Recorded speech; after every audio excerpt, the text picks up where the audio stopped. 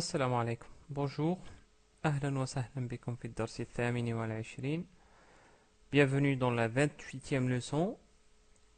Nous allons aujourd'hui voir une nouvelle lettre très facile à prononcer et à écrire, à savoir la lettre Lem. Nous profiterons de ce cours-là pour parler aussi des lettres lunaires et des lettres solaires. Donc, commençons comme d'habitude par le mot du jour qui est aujourd'hui laymounun, laymounun ou laymoun si on s'arrête sur le mot. Ce mot-là veut dire du citron. Et il commence par le son la, la, laymoun. Donc il s'agit en fait de notre lettre d'aujourd'hui, c'est-à-dire la lettre lem associée à la fatha, ce qui produit le son la, la. Par contre, si vous voulez isoler la lettre lem de ce mot-là, on obtient la lettre lem dans sa forme isolée. Par conséquent, nous pouvons la localiser facilement dans le tableau de l'alphabet arabe. En fait, la lettre lem se trouve à la dernière ligne de ce tableau-là. Donc, c'est la lettre qui se trouve juste après la lettre kef. En termes de forme d'écriture, nous avons vu qu'elle s'écrivait de cette manière-là dans sa forme isolée. Donc, elle ressemble plus ou moins à un L inversé. Donc, elle est facile à écrire. Elle est encore beaucoup plus proche qu'un L inversé au début parce qu'elle s'attache à la lettre qui la suit. Et donc, vous pouvez imaginer que vous avez utilisé un L au majuscule, que vous l'avez inversé pour écrire le lemme au début. Comme dans le mot laïmoun que nous venons de voir. Au milieu, on l'écrit de la même manière que si qu'au début, sauf qu'on l'attache à la lettre qui la précède. Comme dans le mot miqlama, miqlama, qui veut dire une trousse. En fin de mot, on l'écrit comme la forme isolée. Et du coup, pour ça qu'il y a un petit arc. Donc, c'est pas une forme sur la ligne. Donc, il y a une forme d'arc qui s'écrit, qui se prolonge un petit peu plus que le rat. On va voir ça plus en détail dans les formes d'écriture à la fin de ce cours-là. Ce qu'il faut savoir là, à ce niveau-là, c'est que la lettre lem s'attache à la lettre qui la précède. Et nous donnons comme exemple le mot asalun, asalun ou asal, qui veut dire du miel. En conclusion, nous obtenons comme d'habitude notre tableau des 4 formes d'écriture à retenir. En termes de prononciation, il n'y a pas de découverte, c'est exactement la même prononciation que la lettre L en français. Par conséquent, il est facile de prononcer la lettre lam avec les différentes voyelles. Donc avec la fatha, on prononce la. Avec dhamma, on prononce lou. Avec la kasra, on prononce li. Avec soukoun, on prononce l. Avec la voyelle longue alif, on prononce la. Vous allez me dire où est-ce qu'elle est la voyelle longue alif. En fait, c'est là, on a contracté le lem avec le alif, ce qui nous a donné cette forme un peu spéciale. Je vais vous montrer à la fin de ce cours-là comment l'écrire. Tout ce qu'il faut savoir à ce niveau-là, c'est que cette forme représente un lem plus un alif. Donc c'est un lem prolongé, ce qui nous donne le son la. Avec waouh, on écrit lou. Avec ya, la voyelle longue ya, li. Pareil que avec la voyelle longue alif, pour produire le son, pour écrire lan, on écrit cette forme particulière. Pour tanwin doublement de dhamma, on prononce lun. Tanwin doublement de kasra, on prononce lin. Enfin, en termes de translittération, bien sûr, on va choisir la lettre L. Comme par exemple la'ibun, on l'écrit de cette manière-là. La'ibun veut dire un joueur. Passons maintenant à la deuxième partie de ce cours-là, où nous allons aborder la notion des lettres lunaires et solaires en arabe. Pour cela, je vais faire un petit rappel. Donc, vous vous rappelez que nous avons abordé dans un des cours précédents, enfin un cours d'il y a très longtemps, la notion de la détermination, comment rendre un nom indéfini, comment le rendre en nom défini. On disait que pour cela, il fallait rajouter un alif et lem, donc un l. Par exemple, si on prend le mot tilmidun, qui veut dire, bien sûr, vous le connaissez, c'est un élève, on rajoute le L et ça devient at-tilmidu. At-tilmidu. Pareil pour shamsun. Shamsun, un soleil. Le soleil, on va dire ash-shamsu. Pour qamarun, c'est-à-dire une lune. Al-qamaru, la lune. Remarquez aussi que le tanwin à la fin du mot qui n'est pas défini disparaît. Il va rester une seule voyelle. Donc ici la dhamma.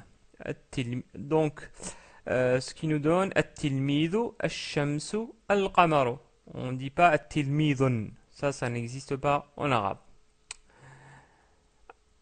La deuxième chose qu'on peut remarquer dans ces exemples-là, c'est que pour le premier exemple, par exemple, on remarque la présence d'une shadda, donc comme si on a doublé la première lettre. Et on a prononcé at-tilmidu, at-tilmidu. C'est comme si on n'a pas prononcé le lem. En fait, vraiment, on n'a pas prononcé le lem après le alif. C'est comme si le lem ici, il est muet. Et on a doublé la lettre ta. Du coup, on prononce at-tilmidu et non pas al-tilmidu. Donc, at-tilmidu. On ne prononce même pas le lem. Pareil pour shamsun, on prononce ash-shamsu. Ash-shamsu. Le L, il est muet. Et le sha, il y a une shadda. On dit dans ce cas-là que la lettre shin est une lettre solaire. Pourquoi? Parce que pour les lettres solaires, ça vient du mot shams comme référence. Les lettres solaires se doublent au début quand on rajoute alif ou lem et on ne prononce pas le lem qui les précède. Donc la lettre ta est une lettre solaire. Harfun shamsi. La lettre shin est une lettre solaire aussi. Enfin, le dernier exemple, par contre, on ne remarque pas la présence de la shadda. Par contre, on prononce bien le lem. On dit al-qamaru, al-qamaru, et non pas al-qamaru. Donc al-qamaru. Donc on dit que le qaf est une lettre lunaire. Donc ça vient justement de ce mot-là parce que le qaf, la lettre au début, ne se double pas. Donc il n'y a pas de shadda et on prononce le lem précédent. Donc du coup, toutes les lettres qui ressemblent dans leur comportement quand on rajoute alif ou lem à la lettre shin du mot shams, on les appelle des lettres solaires. Aharufun shamsiyya. Et toutes les lettres qui ressemblent dans leur fonctionnement quand on rajoute alif et lem à la lettre qaf, on dit que c'est des lettres lunaires. Aharufun qamariyya. On peut lister toutes les lettres solaires. Il y en a 14. Donc c'est ta, tha, del, zel, ra, zay, sin, shin, sad, dad, ta, dha, lam, nun. Donc toutes ces lettres-là, on remarqué, c'est des lettres solaires, donc ils se comportent de la même manière que la lettre shin. Donc toutes ces lettres se doublent au début, donc c'est pour ça qu'on met une shadda et on ne prononce pas le lem. Par exemple, le mot at-tilmidu, que nous venons de voir, le mot ad-dubbu, qui veut dire l'ours, le mot as-sayyaratu, as-sayyaratu, qui veut dire la voiture, et enfin le mot Allahu, Allahu, qui est le nom du Dieu en arabe. Pour les lettres lunaires, donc, ce sont la lettre alif avec le hamza, après b, jim, ha, aïn, ghayn, fa, qaf, kaf, mim, ha, waw, ya. Donc toutes ces lettres, quand on leur ajoute le alif ou lam dans un mot, donc ces lettres-là, on va pas leur ajouter une shadda et en plus on va prononcer le lam du L qu'on rajoute. Par exemple, al-jamalu, al-baytu, al-ghazalu, al-fa'ru. Donc remarquez que j'ai toujours prononcé le lam et il n'y a pas de shadda sur ces lettres-là. Je ne vais pas vous dire la signification de ces mots-là parce qu'on les a tous vus. Faisons un exercice par rapport à ça. Donc je vais vous donner quelques mots et vous allez les rendre en mots définis en rajoutant le L. Donc le premier mot est himarun, himarun, qui veut dire bien sûr un âne. On a déjà vu ce mot-là. Donc appuyez sur le bouton pause, essayez de l'écrire en rajoutant un alif et lam et prononcez-le. Donc himarun, un âne, ça devient, pour dire l'âne, al-himaru, al-himaru. Pourquoi? Parce que le ha est une lettre lunaire. Deuxième mot, sakhratun, sakhratun ou sakhra, un rocher.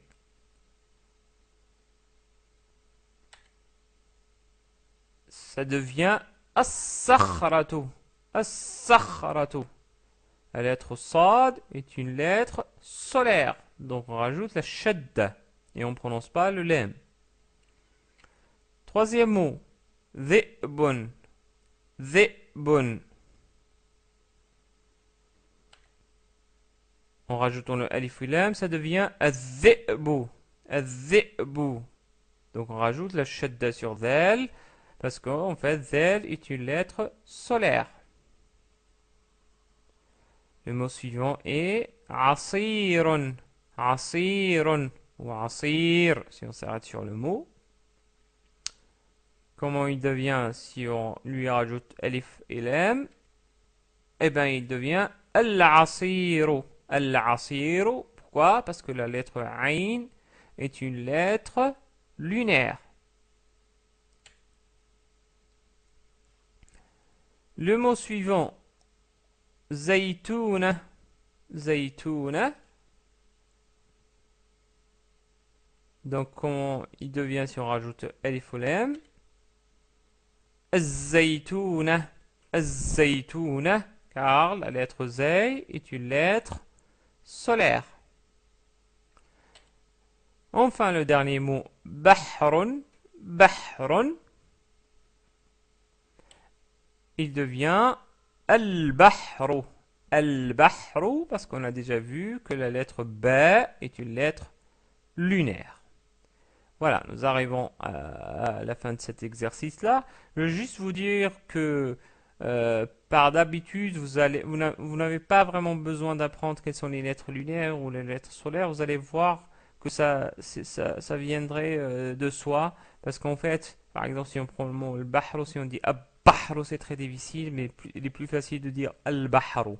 Donc si on est habitué de plus en plus à l'arabe, on va déduire ça tout simplement sans avoir à connaître la règle. Enfin, c'est ce que je suppose. Par contre, je ne suis pas sûr. Peut-être vous aurez toujours besoin de la règle si vous ne sentez pas, je dirais, cette facilité et la difficulté de prononcer le mot autrement. Passons maintenant à l'écriture. Donc je vais écrire nos mots d'aujourd'hui. Donc je vais commencer par le mot laymunun. Donc regardez comment je vais écrire, comme si j'allais écrire un L majuscule, mais au lieu d'aller à droite, je vais aller à gauche. Donc là, là. Ensuite je rajoute ou je rattache à l'IA, laymunun, lay, puis je rattache mim, mou, mou, donc elle est prolongée, mou. Ensuite, j'écris nun, laymounun. Maintenant, je vais essayer d'écrire miqlama, donc j'écris d'abord mi, ensuite j'écris qaf, miq. Ensuite, j'attache le lemme au milieu, donc de la même manière, j'écris le lemme au milieu, miqla. Ensuite, j'attache le lemme encore à un autre mi, miqla, ma. Ensuite, je rajoute la ta marbuta, miqlamatun.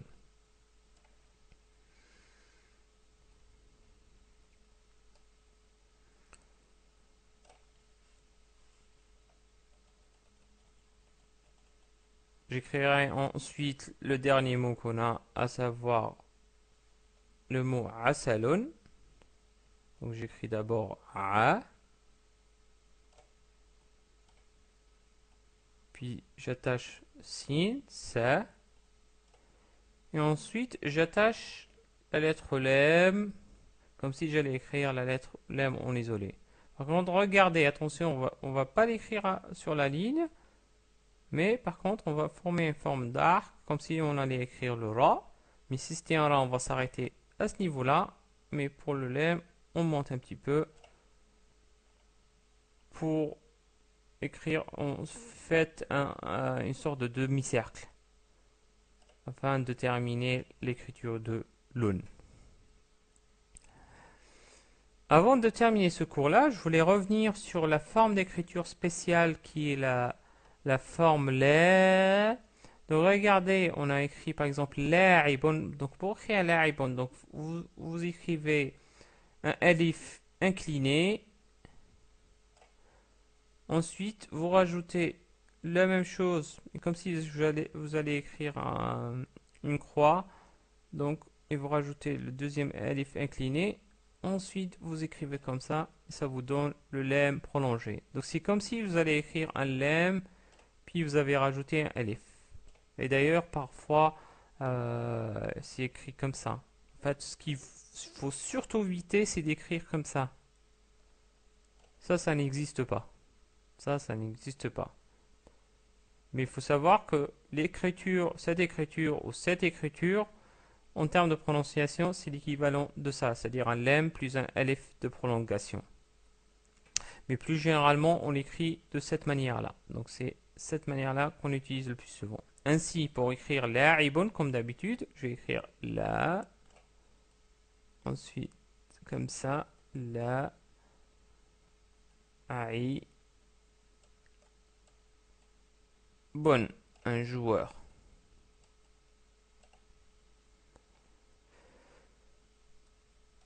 Voilà, nous arrivons à la fin de ce cours-là. Je vous remercie pour l'intérêt que vous avez porté à ce cours-là et j'espère vous retrouver dans un prochain cours, Inch'Allah. Au revoir et